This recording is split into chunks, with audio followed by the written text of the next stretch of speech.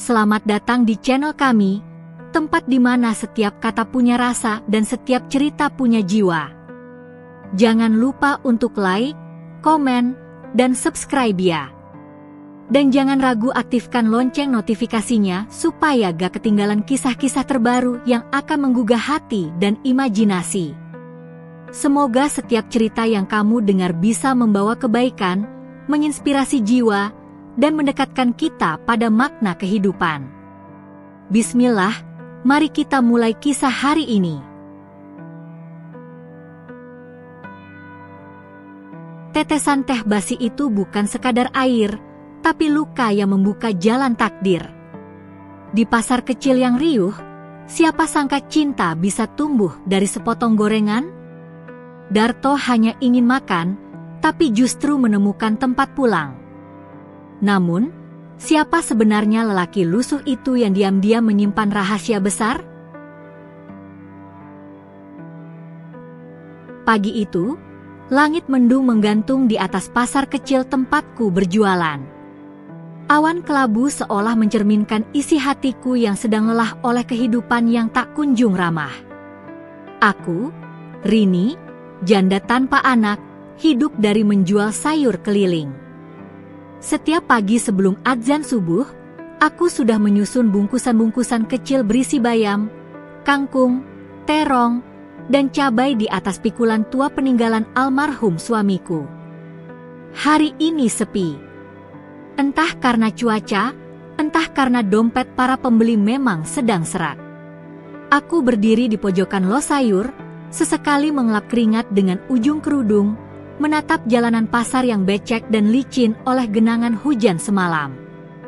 Di seberang sana, tepat di depan warung gorengan milik Bunah, keributan kecil menarik perhatianku.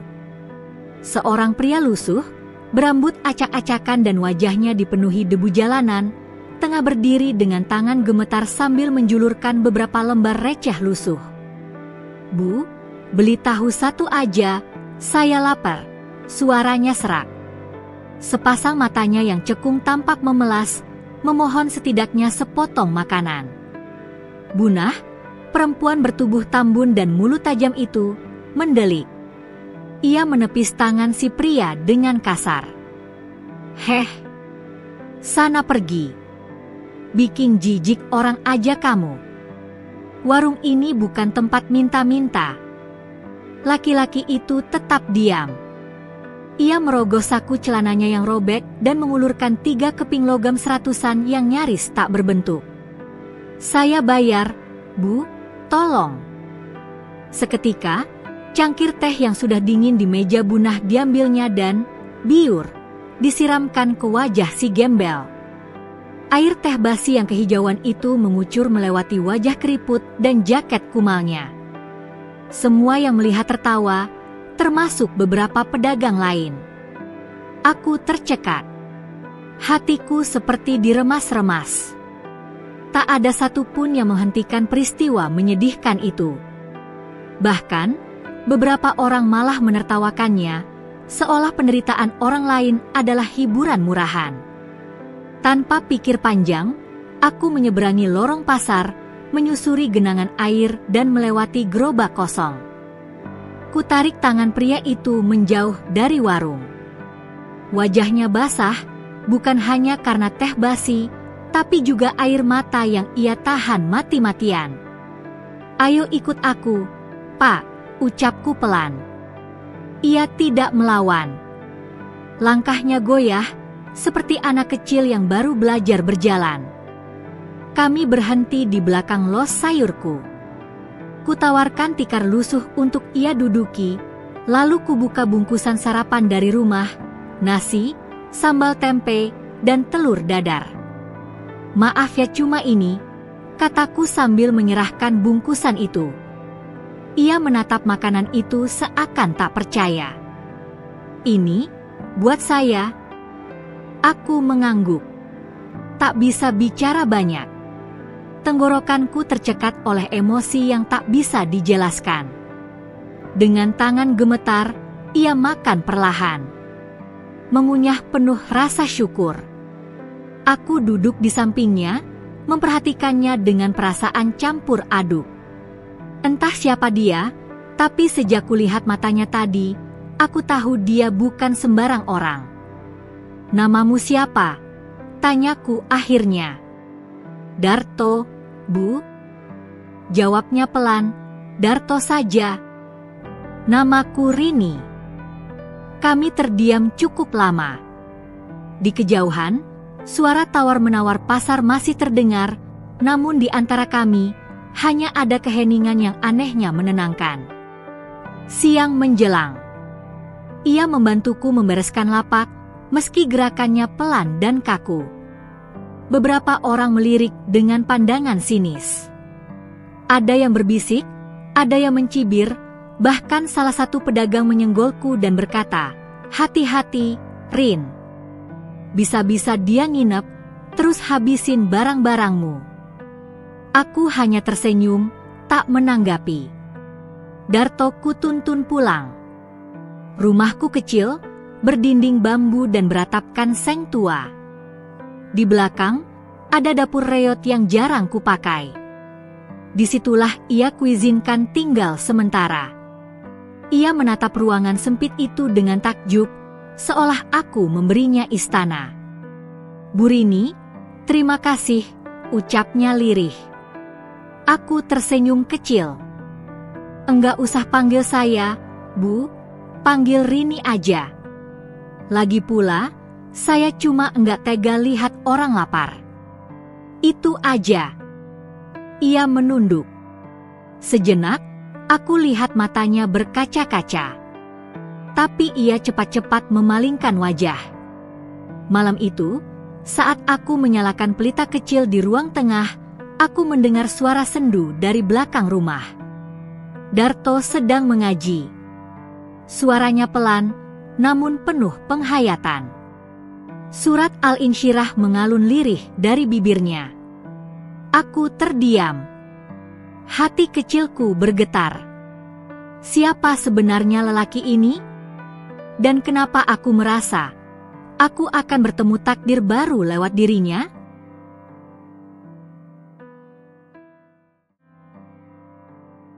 Pagi kembali menyingsing di langit pasar. Udara masih dingin saat aku membuka jendela dapur dan mendapati Darto sudah duduk bersila di halaman belakang, membersihkan daun-daun yang gugur dari pohon jambu tetangga. Jaket lusuh yang ia kenakan kemarin masih melekat di tubuhnya, meski kini tampak sedikit lebih rapi setelah kujemur semalaman. Ia menyapaku dengan senyum kecil yang canggung. "Selamat pagi, Rini." Aku mengangguk. "Udah bangun dari tadi?" "Dari sebelum subuh," jawabnya pelan. "Enggak bisa tidur." Suara ayam di sekitar rumah ibu ini bikin hati saya tenang. Aku tertawa kecil. Baru kali ini ada yang bilang suara ayam bisa bikin tenang. Darto ikut tertawa, tawa pertamanya sejak kami bertemu kemarin. Tapi tawanya tak nyaring.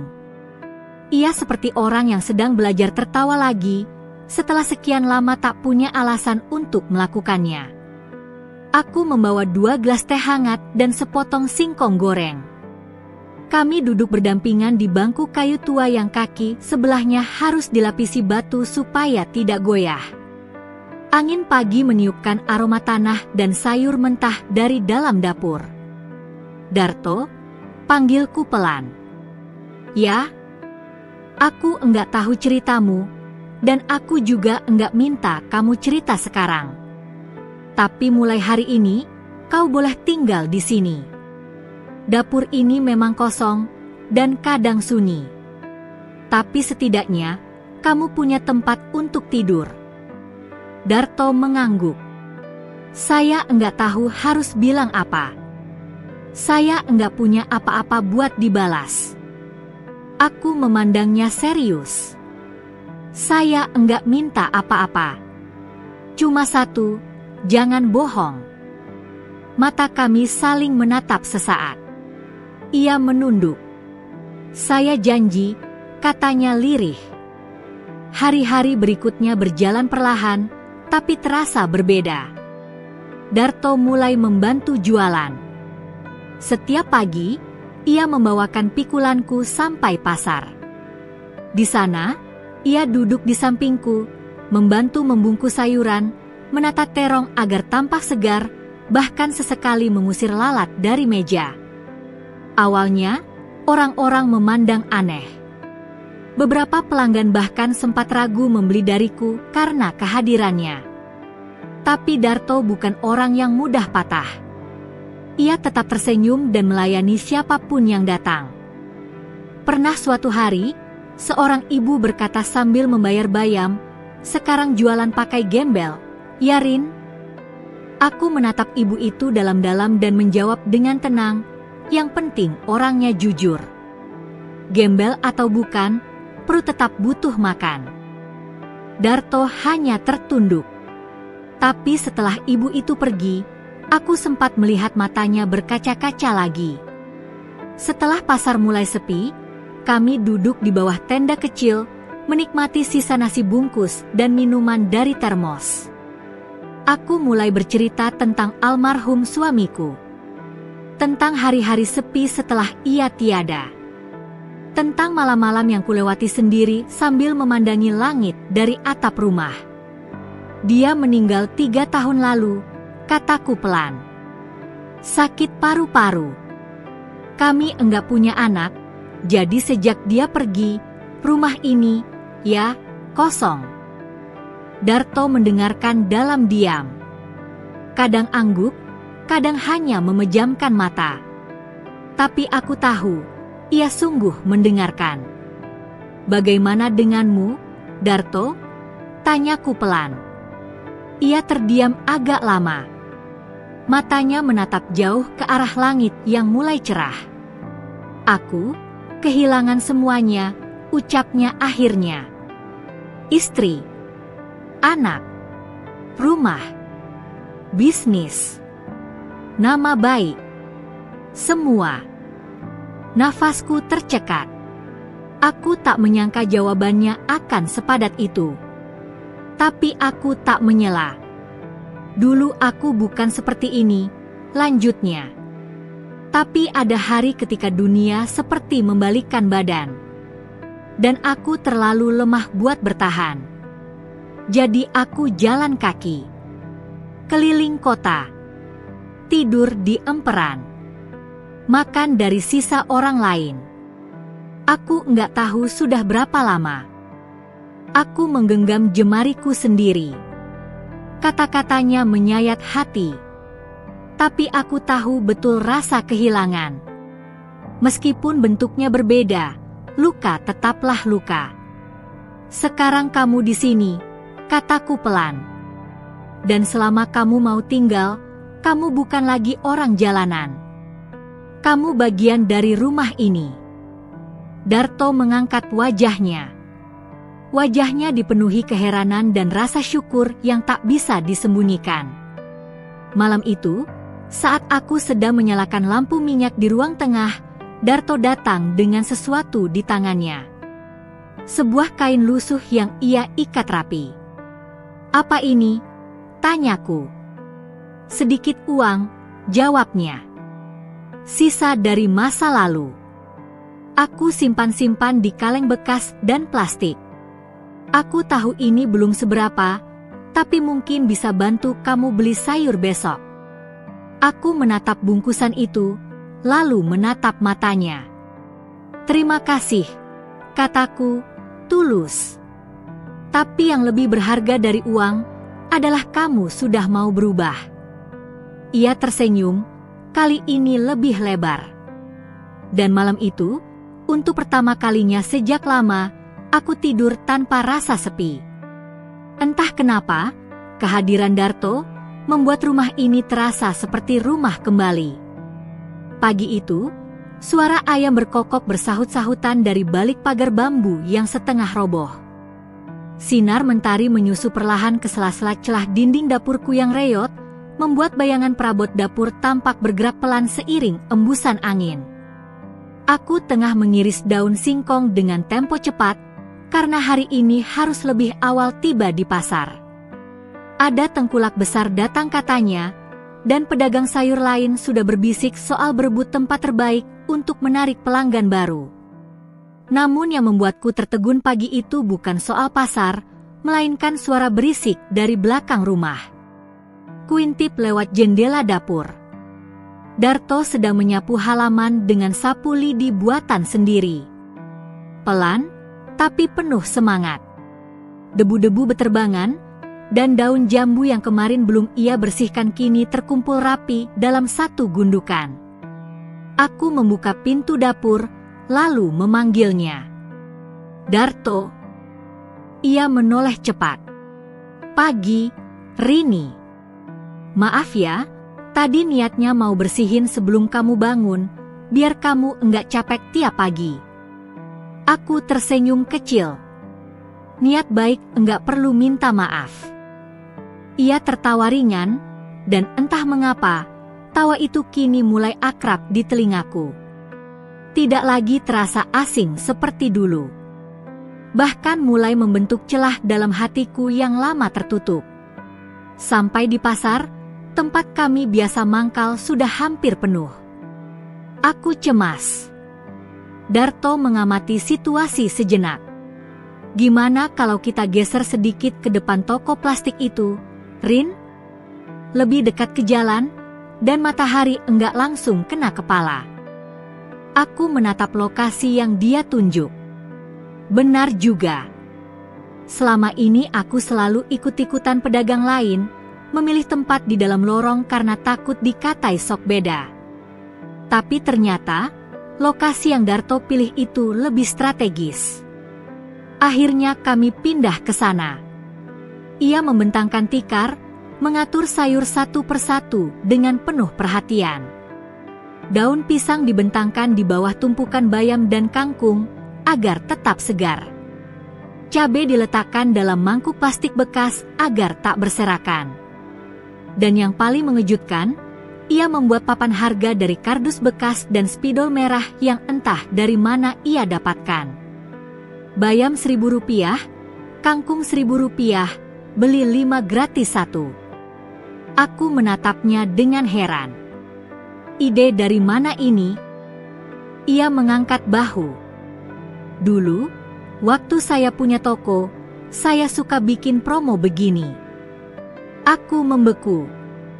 Lagi-lagi potongan masa lalunya muncul, meski hanya lewat satu kalimat. Hari itu, sayurku laris manis. Bahkan pelanggan yang biasanya hanya beli 2 ikat, kini mengambil 6 sekaligus karena promo kecil itu. Mereka tersenyum, memuji tampilan lapakku yang lebih niat, dan beberapa dari mereka mulai melirik Darto bukan lagi dengan hinaan, tapi rasa penasaran. Darto ini siapa, Rin? Suamimu? Tanya seorang ibu muda. Aku kaget, wajahku memanas. Bukan. Dia, teman aja. Bantu-bantu di rumah. Ibu itu tertawa. Ah, mukanya sopan. Kalau dijadiin suami, aku dukung.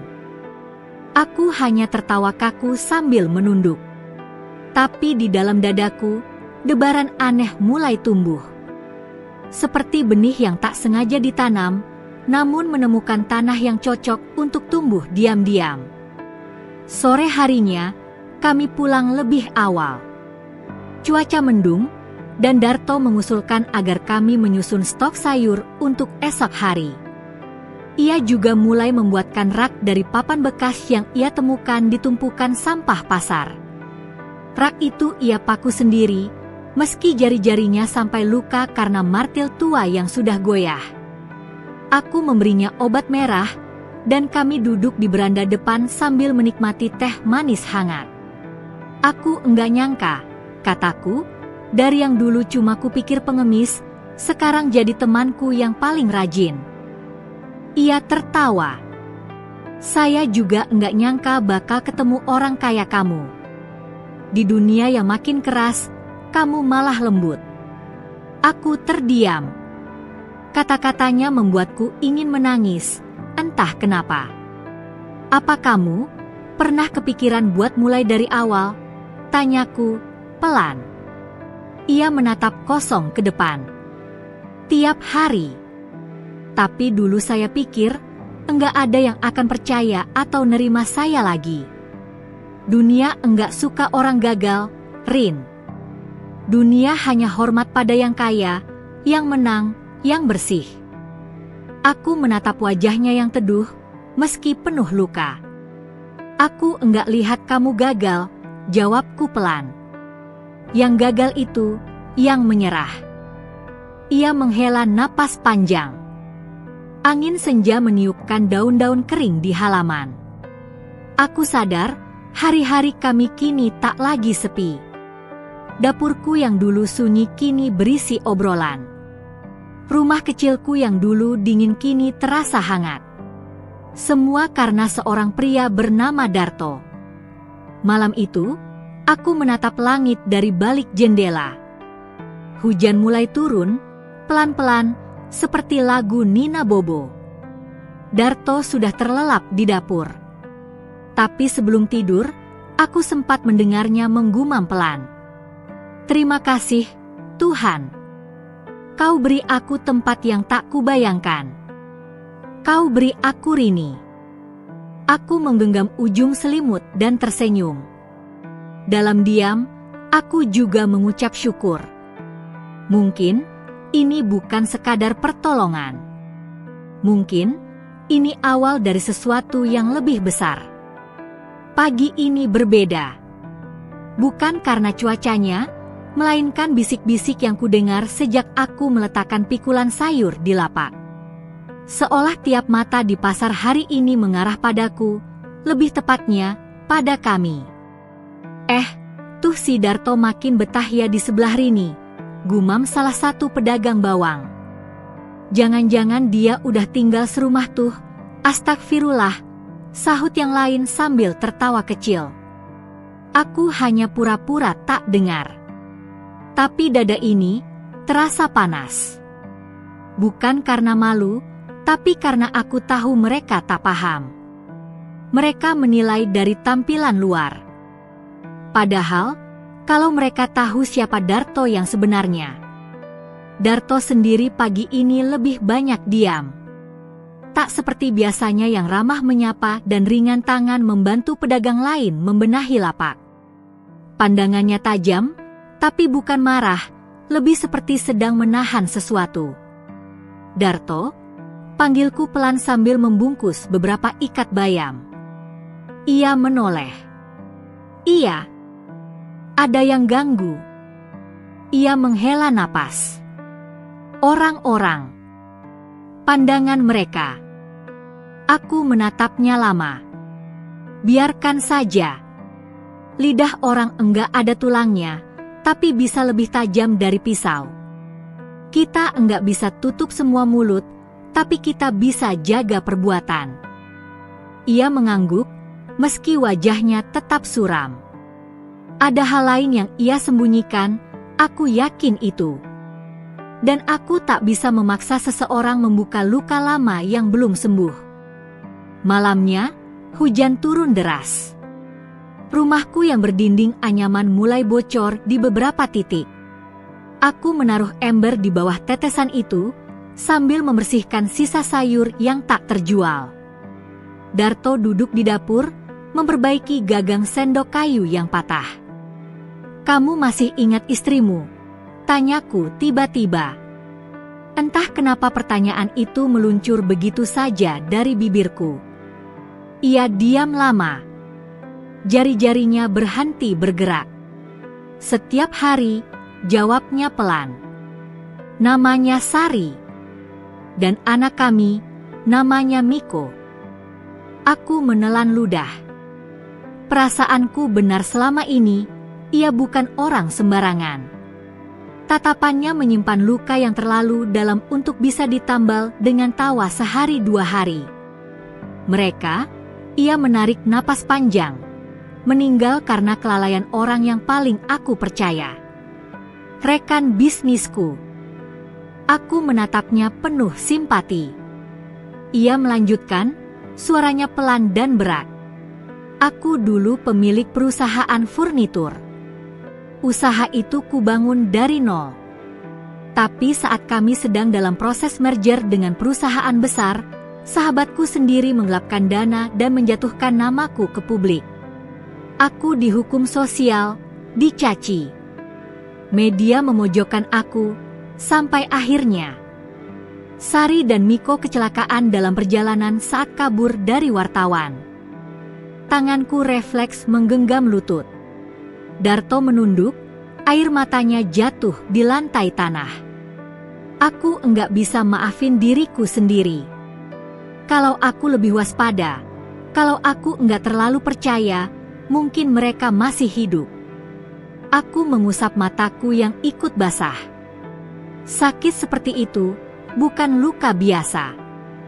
Kamu enggak salah, kataku pelan. Kepercayaan bukan dosa.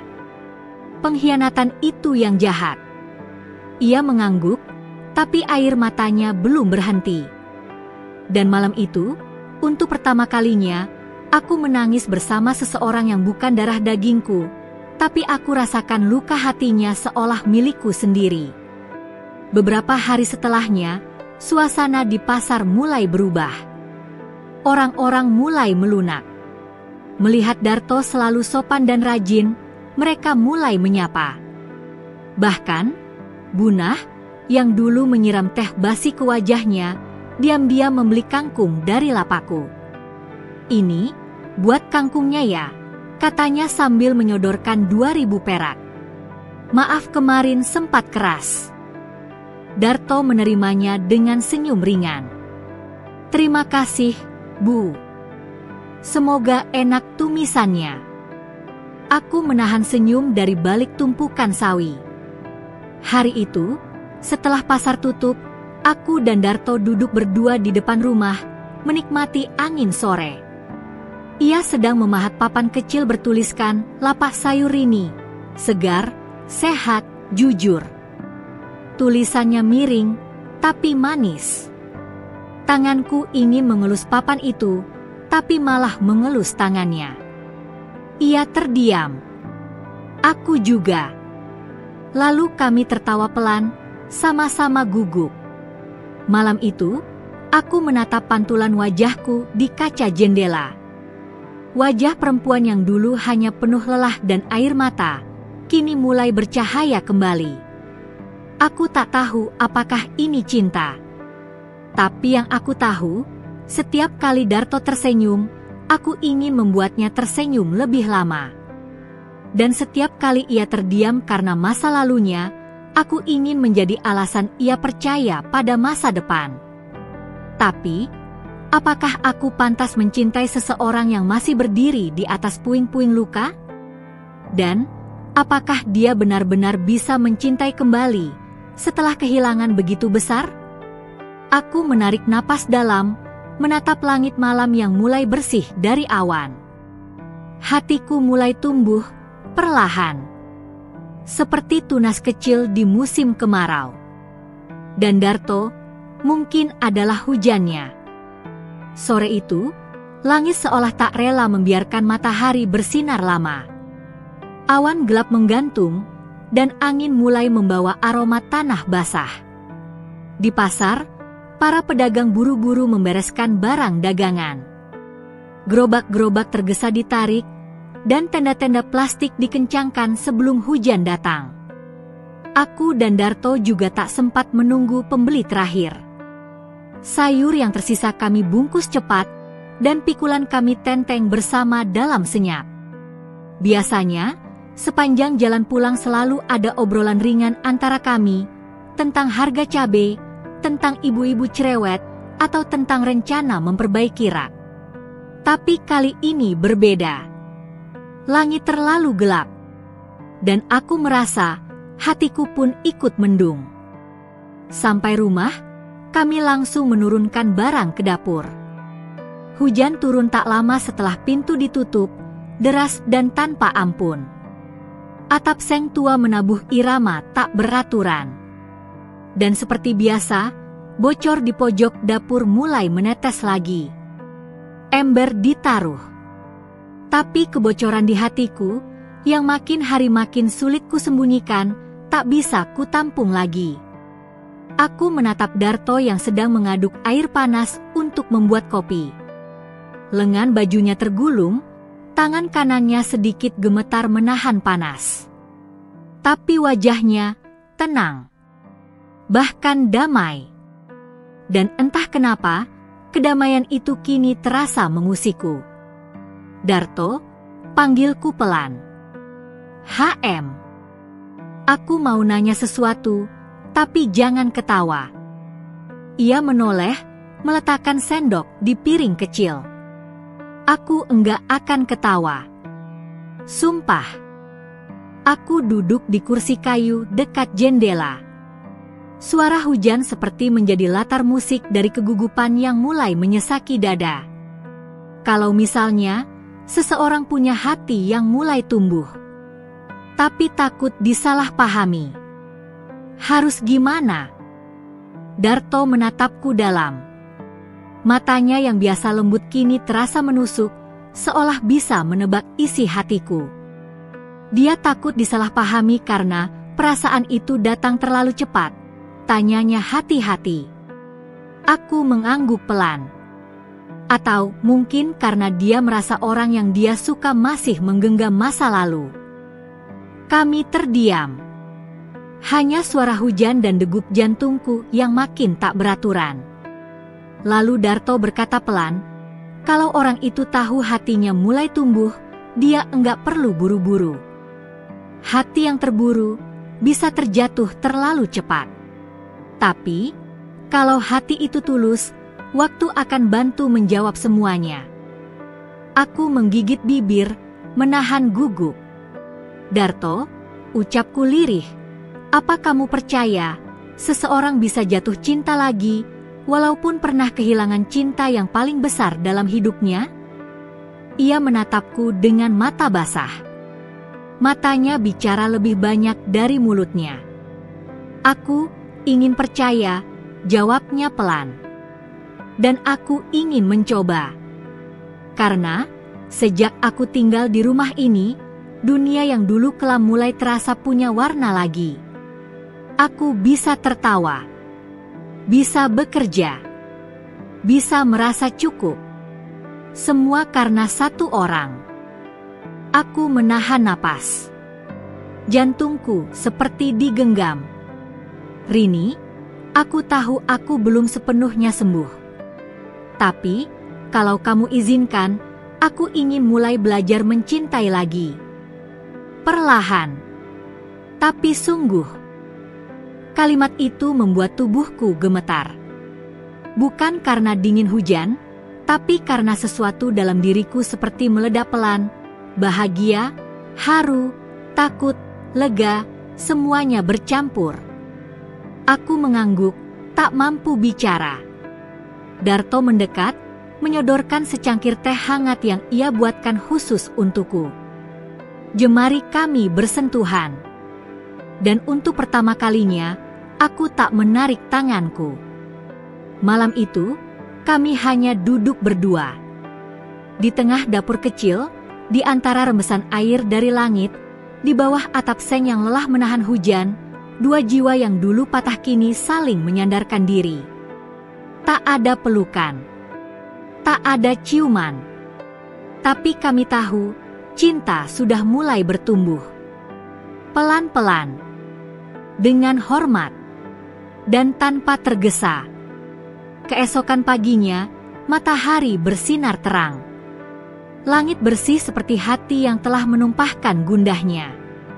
Tapi di pasar, bisik-bisik kembali menggema. Beberapa pedagang mulai berbicara lantang soal kedekatanku dan Darto. Kalau udah janda, emang cepet nerima siapa aja ya, kata salah satu tukang ikan. Gembel disayang, laki mapan ditolak. Aneh, tukas yang lain sambil tertawa keras. Aku menggenggam erat tali pikulanku. Tapi sebelum aku bicara, Darto melangkah maju, berdiri di tengah pasar, dan berkata tegas, "Saya tahu, saya bukan siapa-siapa di mata kalian. Tapi saya bukan orang yang suka numpang hidup. Kalau saya tinggal sama Bu Rini, Itu karena saya kerja bantu dia. Saya enggak ambil apapun dari dia. Tapi saya terima semuanya yang dia beri, termasuk rasa hormat yang bahkan enggak bisa kalian beri.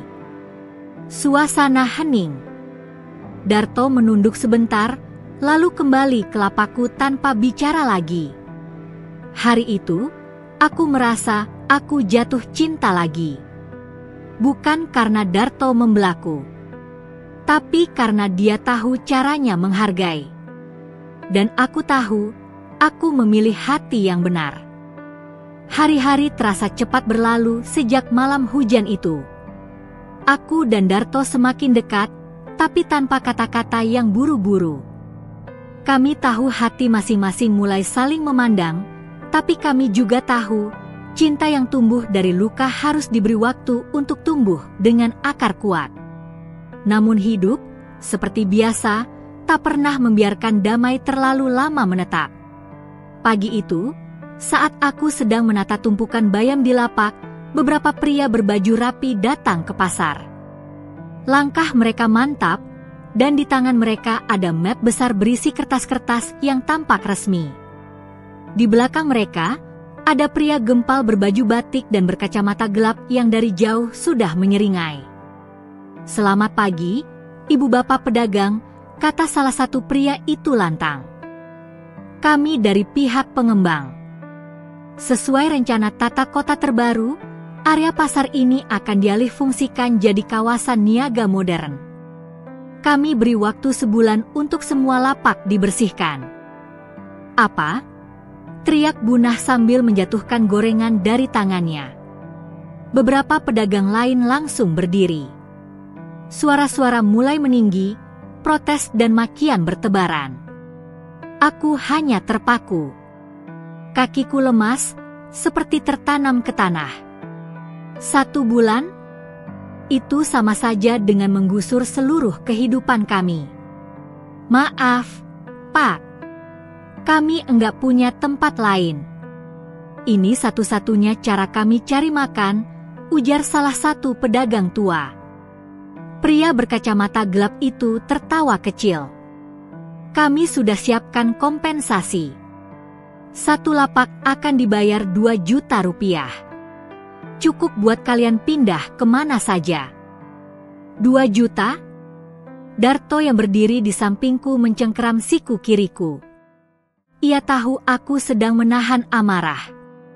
"Saya enggak mau uang.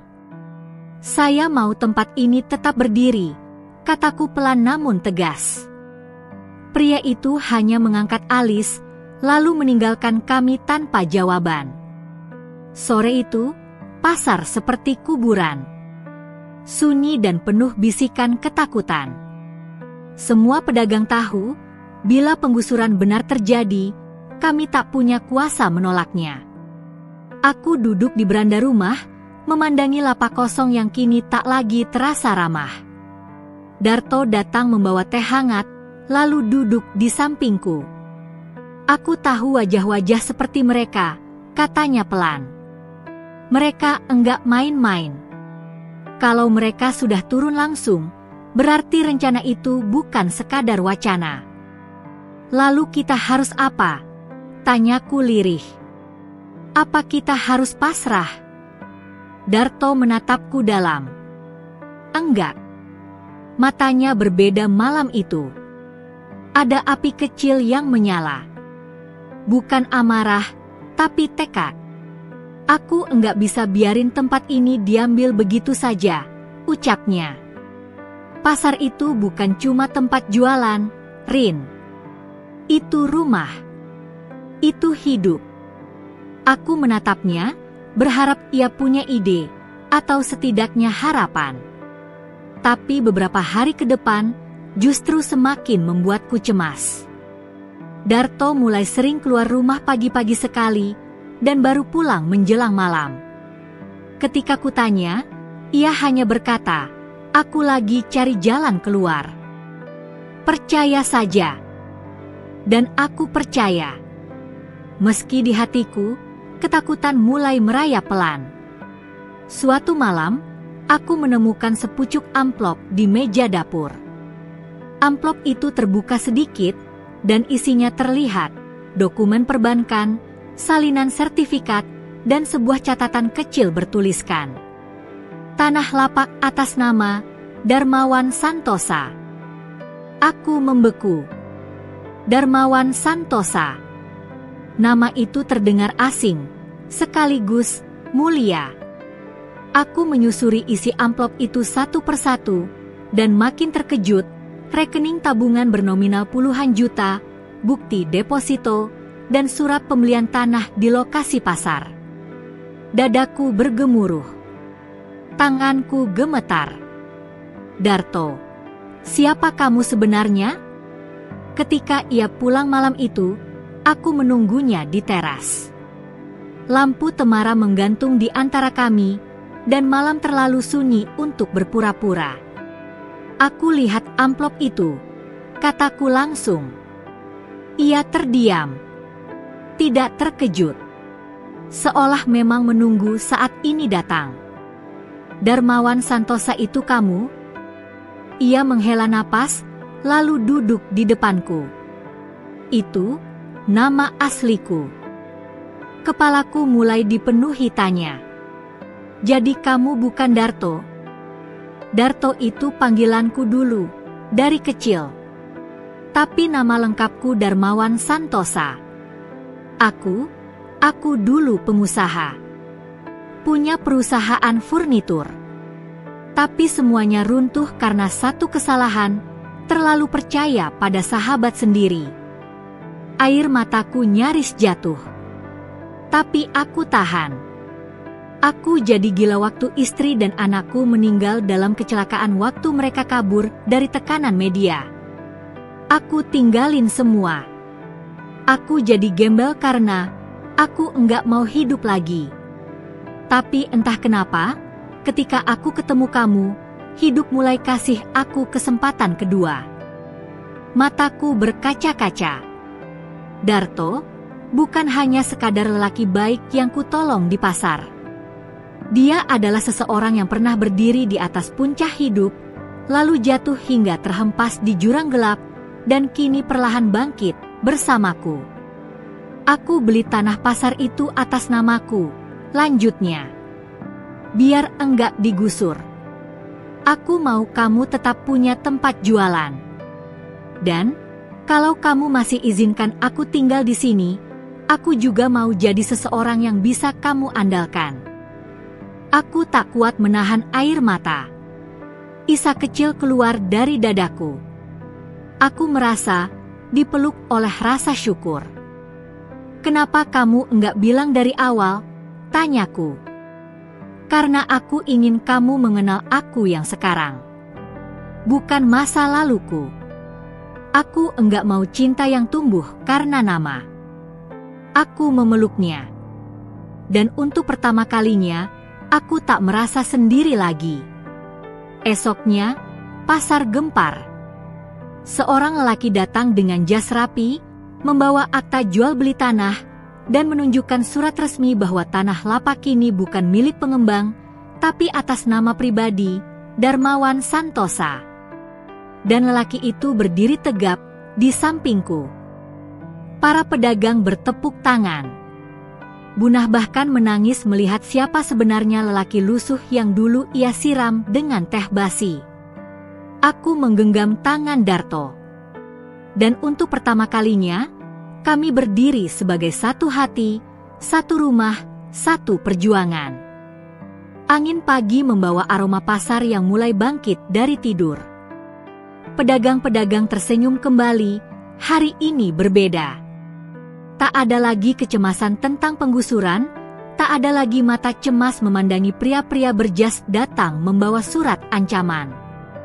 Semua berkat Darto, atau seperti yang sekarang mulai dikenal oleh banyak orang, Darmawan Santosa. Aku berdiri di sampingnya saat beberapa pedagang memberikan karangan bunga seadanya dan nasi tumpeng yang dibungkus daun pisang. Di mata mereka, Darto kini bukan lagi gembel. Ia adalah pahlawan mereka.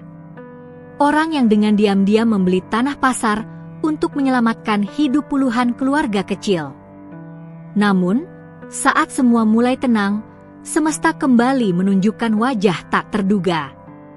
Sore itu, ketika matahari belum sepenuhnya tenggelam, sebuah mobil hitam mewah berhenti di ujung gang pasar. Seorang pria turun dari dalamnya, mengenakan jas gelap, kacamata hitam, dan senyum yang dingin, senyum yang membuat jantung Darto menghentak tanpa aba-aba. Aku menoleh padanya. Wajahnya berubah. Mata yang biasanya tenang kini menegang. Nafasnya tercekat. "Siapa dia?" tanyaku pelan. Darto menggenggam jemariku. "Arat. Dia, pengkhianat itu. Sahabatku yang menghancurkan hidupku. Namanya Arfan." Arfan berjalan santai, penuh kepercayaan diri. Seolah pasar ini miliknya. Tatapan warga satu persatu ia sambut dengan senyum menyebalkan. Lalu matanya menangkap Darto. "Darto," sapa Arfan, senyumnya menyeringai. "Atau seharusnya aku panggil Darmawan lagi sekarang?" Aku bisa merasakan tubuh Darto menegang di sampingku. Tapi ia tetap tenang. "Apa yang kamu mau, Van?" tanyanya pelan, tapi tegas. Arfan tertawa kecil. "Santai, kawan. Aku cuma dengar-dengar kabar dari orang dalam bahwa kau sudah bangkit dari liang kehancuran. Hebat juga, ya. Dari gelandangan jadi pahlawan pasar. Penuh drama." "Aku enggak datang untuk basa-basi," potong Darto. "Kalau kamu masih mau bermain dengan kebusukan, lebih baik pergi sebelum aku benar-benar buka semua kebusukanmu di media." Mata Arfan menyipit. "Kamu pikir sekarang kamu punya kuasa? Kamu pikir karena beli sepetak tanah pasar ini, kamu bisa menebus masa lalu? Kamu masih belum paham, Darmawan. Dunia kita bukan soal siapa benar, tapi siapa punya kekuatan." Aku maju setapak. "Mungkin dia enggak punya semua yang kamu punya sekarang. Tapi dia punya keberanian. Dan kamu cuma punya masa lalu kotor yang cepat atau lambat akan bangkai di tengah jalan." Arfan menatapku tajam. "Siapa ini? Istrimu?" "Ah, tentu. Darto yang baru pasti butuh wajah baru untuk membangun citra. Hebat. Janda penjual sayur. Sempurna untuk sinetron."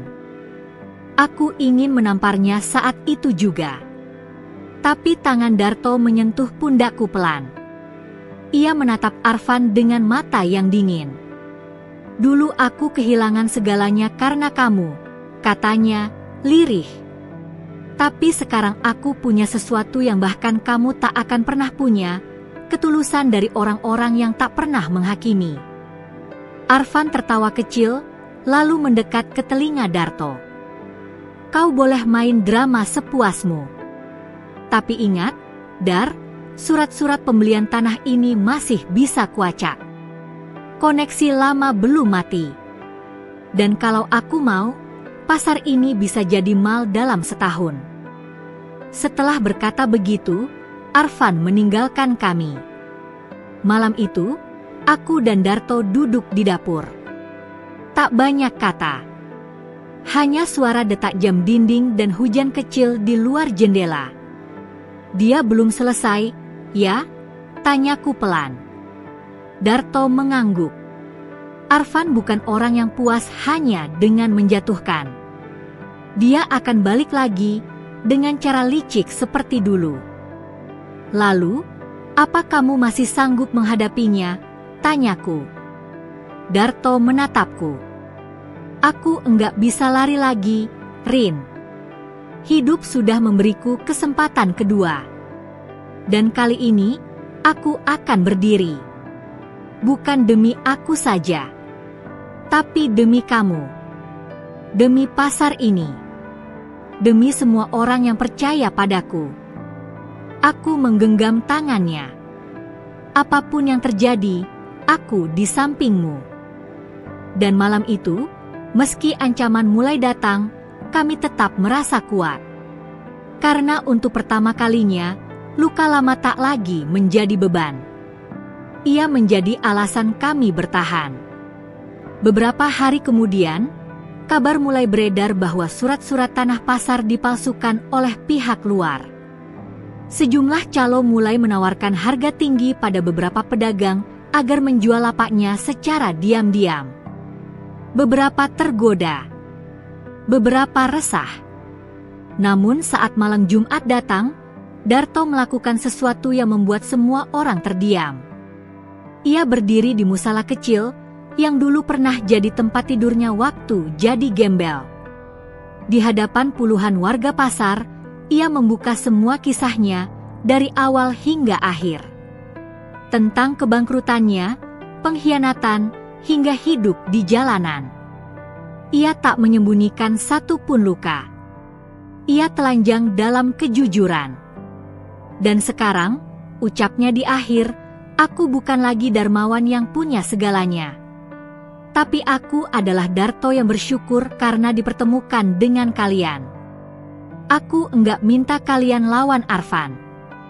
Aku cuma minta satu, jangan pernah jual harga diri kalian untuk kenyamanan semu. Suasana hening. Lalu satu persatu warga mengangguk. Bunah bahkan berdiri, menggenggam tangan Darto, dan berkata, kami enggak kemana-mana. Pasar ini rumah kami. Dan kamu, keluarga kami. Dan aku tahu saat itu, meski badai akan datang lebih besar di depan, kami tak akan runtuh. Karena cinta kami dibangun dari kesetiaan. Dan luka kami sudah berubah jadi kekuatan. Langit pagi itu kelabu. Awan menggantung rendah seperti menunggu sesuatu jatuh dari langit. Hujan atau tangis, aku tak bisa bedakan. Tapi hatiku sudah lebih dulu resah sebelum langit menurunkan airnya. Pasar mulai gelisah. Sejak Darto membuka semua masa lalunya di musala, sebagian besar pedagang memang memilih tetap berdiri bersamanya. Tapi manusia tetaplah manusia. Ketika ketakutan lebih kuat dari keyakinan, pengkhianatan bisa muncul bahkan dari wajah yang paling ramah. Itulah yang terjadi pagi ini. Di salah satu sudut pasar, seorang pria tua, Pak Sairun, penjual ketela yang ramah dan sering mengajak Darto ngopi pagi, tertangkap basah menandatangani surat pelepasan lapaknya pada pihak Arfan. Aku cuma butuh uang buat istri sakitku, Rin, kata Pak Sairun gemetar, menolak menatap wajahku maupun Darto. Darto tidak marah. Ia hanya menunduk, lalu menepuk bahu Pak Sairun pelan. Saya ngerti, Pak. Saya enggak akan hakimi. Tapi tolong, hati-hati. Arfan bukan orang yang akan menepati janji begitu saja. Pak Sairun hanya diam. Matanya basah. Ia tahu itu benar. Dan seperti yang kami takutkan, keesokan harinya, beberapa pria bertubuh besar datang, bukan hanya 1 atau 2. 5 orang. Mereka menyebar, memasang spanduk di beberapa lapak bertuliskan, tanah ini sudah milik investor. Warga pasar gempar. Ini pasar rakyat.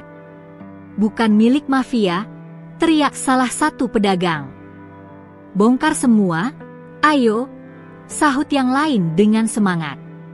Tapi tangan-tangan besar itu tak hanya menempel spanduk. Mereka juga mengancam. Beberapa pedagang perempuan diintimidasi. Barang dagangan disingkirkan secara paksa. Bahkan satu gerobak milik Mang Usup didorong sampai jatuh ke got. Darto datang terlambat pagi itu. Ia baru saja pulang dari kelurahan, berusaha mencari perlindungan hukum. Ketika ia tiba dan melihat kekacauan itu, tubuhnya tegang, mata menyala penuh amarah. Apa ini kerjaan kamu, Arfan? Gumamnya sambil mengepalkan tangan. beberapa warga yang mulai ketakutan berkumpul di lapakku. Ibu-ibu menangis, beberapa pedagang mulai mengemasi barang karena takut terjadi keributan besar. Aku tahu, ini bukan hanya soal tanah. Ini tentang siapa yang bertahan dan siapa yang menyerah. Dan yang paling membuatku sesak, siang itu, Darto menerima surat panggilan dari kantor hukum milik Arfan. Gugatan perdata, pembatalan sertifikat tanah. Alasannya, dokumen yang dimiliki Darto disebut tidak sah. Padahal jelas-jelas pembelian dilakukan sah melalui notaris resmi. Dia ingin kita putus asa, kata Darto pelan di depan musala malam itu. Dia tahu kita tidak punya kuasa besar, jadi dia tekan kita dengan hukum. Aku hanya duduk di sebelahnya, menatap wajah lelaki itu, yang dulu dipanggil gembel, kini dihormati, dan sekarang kembali diuji oleh luka yang lama belum benar-benar sembuh. Di malam paling dingin dalam hidupku, aku mengambil keputusan. Aku tahu Darto berjuang keras, tapi ia tak harus menanggung semua sendiri. Malam itu, setelah Darto tertidur di ruang tamu kecil, aku menulis sebuah surat. Lalu pagi-pagi sekali, aku pergi sendiri ke kantor hukum milik Arfan, tanpa memberitahu siapapun. Saat aku duduk di depannya, Arfan terlihat terkejut. Oh, ini dia istri Darto. Atau Rini, ya? Penjual sayur yang jadi nyonya, katanya sambil menyeringai. Aku menatap matanya tajam. Aku datang bukan untuk menyerah, tapi untuk memperingatkan. Ia tertawa sinis. Mau lapor polisi? Kejaksaan? Silakan. Semua bisa dibeli. Aku meletakkan satu map kecil di mejanya. Buka ini. Ia membuka pelan, lalu wajahnya berubah. Itu adalah foto-foto lama, bukti digital dan printout email transaksi penggelapan uang miliknya dari perusahaan lama Darto. Semuanya disimpan rapi oleh Darto, tapi belum pernah digunakan karena ia ingin damai, bukan balas dendam. Tahu dari mana ini? Tanya Arfan pelan. Saya istri orang baik. Tapi istri juga bisa jadi singa ketika suaminya diinjak, kataku tanpa goyah. Kalau kamu terus ganggu pasar ini, saya sendiri yang akan serahkan semua ini ke media dan pihak berwenang. Arfan menegang. Matanya berkedip cepat. Kamu pikir kamu siapa? Saya bukan siapa-siapa. Tapi saya cukup untuk menghancurkan kamu kalau kamu terus ganggu hidup orang-orang kecil ini. Aku bangkit dan menatapnya terakhir kali. Berhentilah. Atau kamu yang akan jatuh lebih rendah dari siapapun. Seminggu kemudian, semua pria besar itu menghilang dari pasar. Tak ada lagi spanduk. Gugatan ditarik. Dan diam-diam, kantor hukum Arfan menutup sementara karena pergantian manajemen. Tak ada yang tahu pasti apa yang terjadi. Tapi aku tahu. Dan Darto tahu. Malam itu, ia memelukku di depan dapur. Kamu datang ke kantor Arfan, ya? Aku hanya tersenyum. Istri yang baik tahu kapan harus mendampingi. Tapi kadang, juga harus jadi tameng. Ia menggenggam tanganku erat. Rin, aku mencintaimu. Kata itu, akhirnya keluar. Dan aku membalasnya dengan hati yang penuh. Aku juga. Dari dulu, aku cuma belum cukup berani untuk mengakuinya. Dunia belum selesai menguji kami. Tapi malam itu, kami tahu satu hal pasti. Kami tak akan pernah sendiri lagi. Karena cinta kami bukan dibangun dari kemewahan, tapi dari puing luka, pengorbanan, dan keberanian. Mentari pagi menyelinap pelan di antara celah-celah atap rumahku yang mulai kusam. Aroma teh manis dan tempe goreng memenuhi dapur sederhana ini. Di luar, suara anak-anak kecil berlarian di pasar membuat hati terasa damai. Setelah semua badai yang kami lalui, penggusuran, ancaman Arfan, dan gugatan hukum, hari ini terasa seperti anugerah. Darto, lelaki yang dulu kusebut gembel, kini berdiri di depan tungku, mengaduk bubur kacang hijau untuk sarapan bersama warga pasar. Ia terlihat santai, mengenakan kaos lusuh favoritnya, tapi dengan senyum yang tak pernah kupunya saat pertama kali mengenalnya. "Pagi, Pak Supar. Nanti jangan lupa ambil bubur, ya. Gratis, yang penting bawa senyuman," seru Darto sambil tertawa. Supar, penjual semangka tua yang giginya tinggal 2, mengangkat jempol tinggi-tinggi. "Siap, bos. Panjang umur, Dar." Warung makan kami, yang dulunya hanya tenda kecil di samping lapas sayur, sekarang sudah berdiri permanen. Di depan musala pasar, setiap Jumat, kami membuka dapur untuk siapapun yang butuh makan, tanpa harus mengeluarkan uang. Satu persatu warga mulai membantu. Ada yang menyumbang beras, ada yang membantu masak, ada yang hanya datang dan tertawa bersama. Tak perlu kaya untuk memberi, dan tak perlu miskin untuk menerima. Semua duduk bersama di bawah tenda biru kami, tanpa kasta.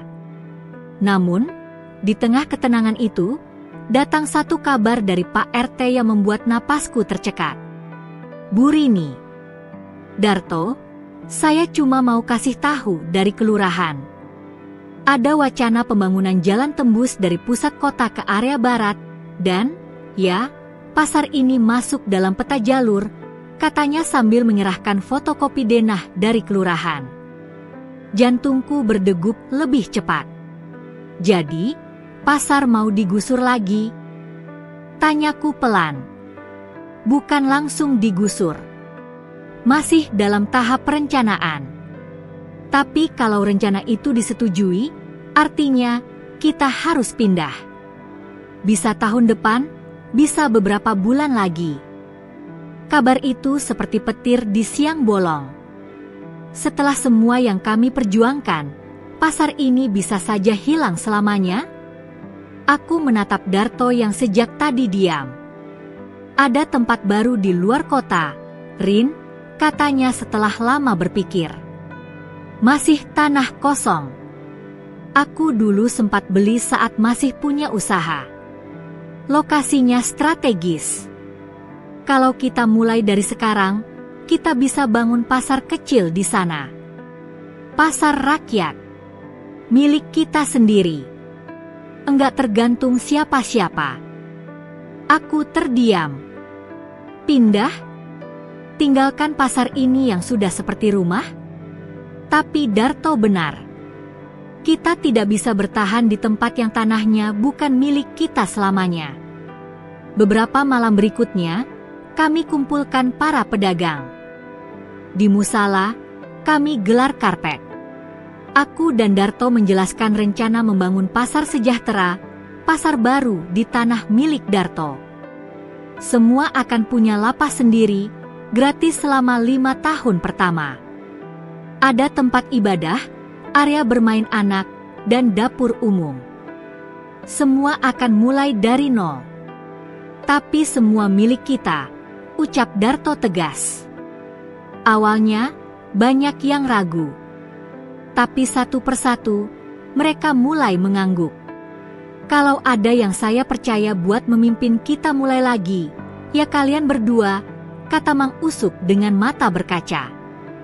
Dan malam itu, keputusan diambil, kami akan pindah.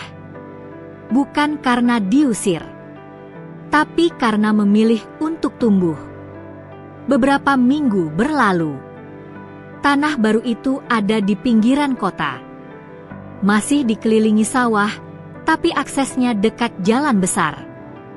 Kami mulai bersih-bersih lahan, bangun fondasi kios sederhana dari kayu.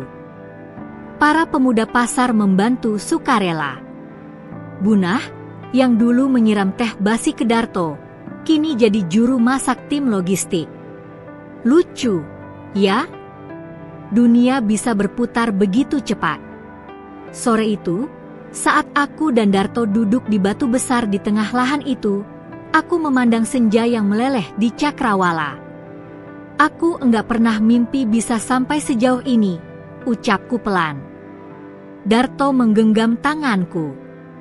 Aku juga enggak pernah mimpi bisa punya rumah lagi, apalagi bersama perempuan paling kuat yang pernah aku kenal.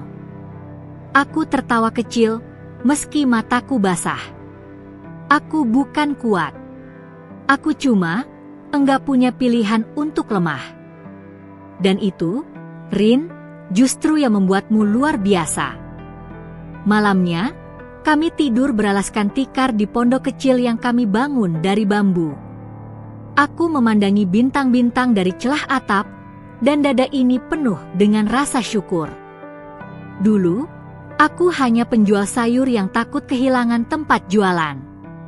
Sekarang, aku ikut membangun tempat jualan untuk puluhan keluarga.